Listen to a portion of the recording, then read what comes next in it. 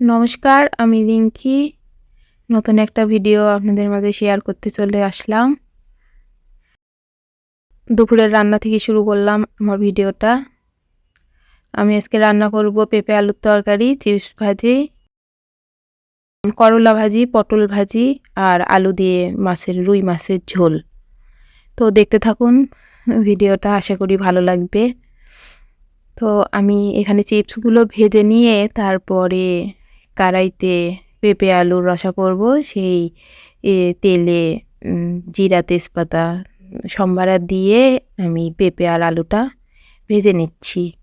পেঁপে আর আলুটা ভাজা ভাজা করে নিয়ে তারপরে আমি এখানে রেগুলার যে মশলা আদা জিরে বাটা সেটা অ্যাড করে কষিয়ে নিয়ে এই যে আমার পেঁপের তরকারি আমি পরিমাণ মতো জল দিয়ে সিদ্ধ করে নামিয়ে নিয়েছি।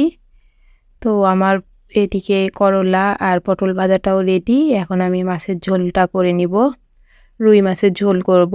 মাছগুলো আমি লবণ আর হলুদ দিয়ে মাখিয়ে রেখেছিলাম।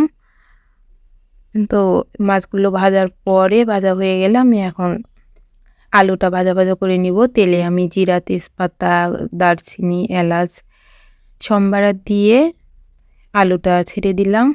আর বাটিতে আপনারা দেখতে পাচ্ছেন গতকাল রাত্রে আমি ডাল করেছিলাম, সেই ডাল ছিল সেইটাও গরম করে নিয়েছি।